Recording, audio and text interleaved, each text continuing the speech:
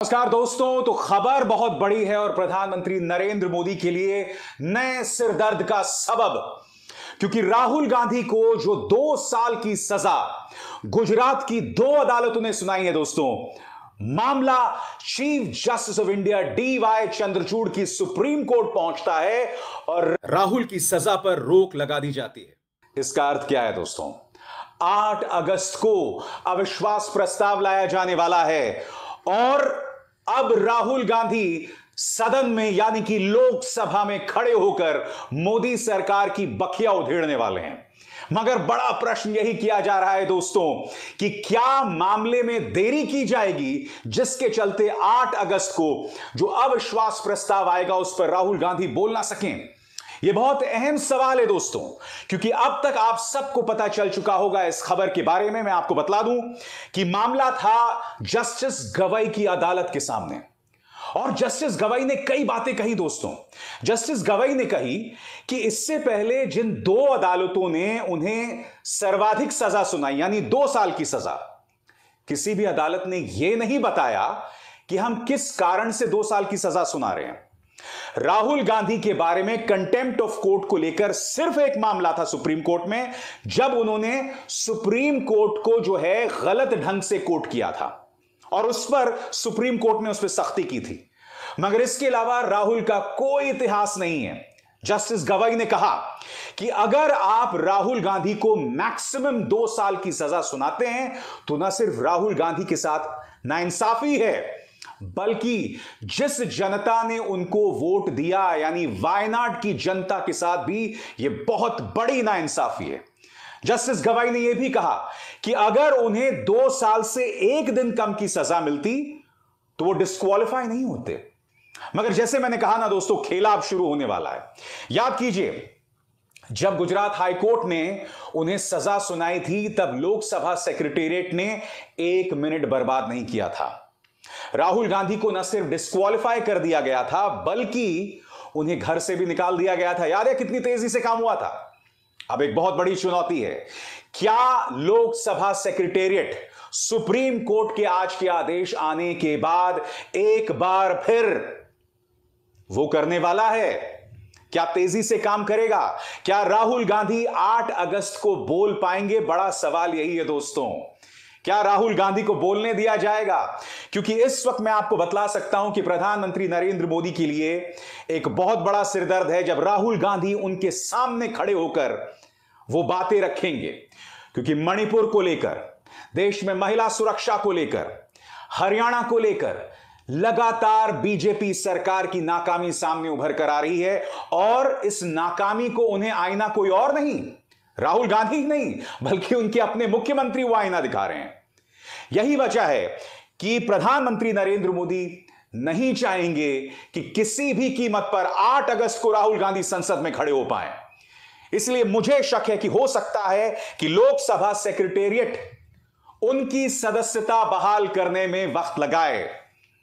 मैं आपको याद दिलाना चाहूंगा, दरअसल उनका वो कौन सा भाषण था जिसकी वजह से पहले सेशंस कोर्ट सूरत और उसके बाद गुजरात हाई कोर्ट ने उन्हें मैक्सिमम 2 साल की सजा सुनाई थी, जिसके चलते उन्हें संसद से बर्खास्त कर दिया गया था और उन्हें घर से निकाल दिया गया था। सुनिए उन्होंने क्या कहा था। आपसे कहते हैं काले धन के खिलाफ लड़ाई, आपको धूप में बैंक की लाइन के सामने खड़ा करते हैं, आपके जेब में से पैसा निकाल के बैंक में डालते हैं और फिर आपको पता लगता है कि आप ही का पैसा नीरव मोदी उठा के भाग गया। 35,000 करोड़ रुपए आपकी जेब से निकालकर उसकी जेब में। मेहुल चोकसी, ललित मोदी। अच्छा, एक छोटा सा सवाल, इन सब के नाम, इन सब चोरों के नाम मोदी मोदी मोदी कैसे हैं?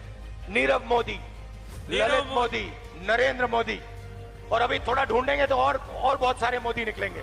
यानी कि साफ तौर पर राहुल गांधी यहां पर भ्रष्टाचार की बात कर रहे हैं।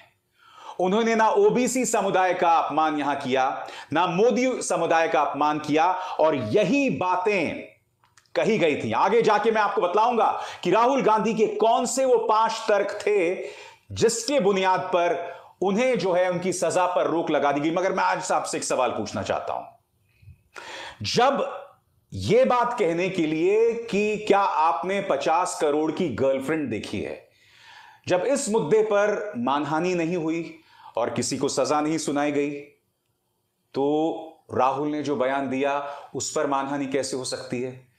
क्योंकि वहां तो सीधा निशाना सुनंदा पुष्कर पर था।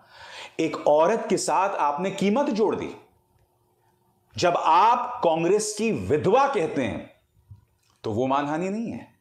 जब अमित शाह समाजवादी पार्टी, कांग्रेस और बसपा की तुलना आतंकवादी कसाब से करते हैं, वो मानहानि नहीं है। जब विपक्ष के गठबंधन इंडिया की तुलना आप इंडियन मुजाहिदीन से करते हैं, ईस्ट इंडिया कंपनी से करते हैं, तो बड़ा सवाल यह कि क्या वो मानहानि नहीं है? कितनी बार मंच पर खड़े होकर भारतीय जनता पार्टी के बड़े बड़े नेताओं ने देश की माइनॉरिटीज की तौहीन की, विपक्ष की तौहीन की, क्या वो एक तरह से कहा जाए मानहानि नहीं है? आज सुप्रीम कोर्ट के तेवर सख्त थे। उन्होंने कहा कि दोनों ही जजेस ने यह कारण नहीं बताया कि राहुल गांधी को मैक्सिमम सजा क्यों दी जाए, आखिर क्यों उनके साथ ऐसा किया गया है। क्योंकि अगर, जैसे मैंने कहा ना, 2 साल से 1 दिन कम की सजा मिलती तो राहुल गांधी की सदस्यता जो है वो बहाल रहती। और यह ना भूलें, यह पूरा मामला बेलेबल ऑफेंस है और इस पूरे मामले के इतिहास में आज तक किसी को 2 साल की सजा नहीं मिली है। दोस्तों, यह ना भूलें, यह वो संसद है जहां शहाबुद्दीन थे, यह वो संसद है जहां पर डीपी यादव थे, यह वो संसद है जहां पर बृजभूषण शरण सिंह अब तक बने हुए हैं। आरोप गंभीर थे उन पर, मगर इन्हें कुछ नहीं हुआ दोस्तों। मगर राहुल गांधी जो जनता की आवाज बनकर आए हैं, उनकी सदस्यता को बहाल कर दिया जाता है। मगर मैं चाहूंगा आप सुने वो कौन सी 5 दलीलें थीं जिसके आधार पर आज उनकी सजा पर रोक लगा दी गई।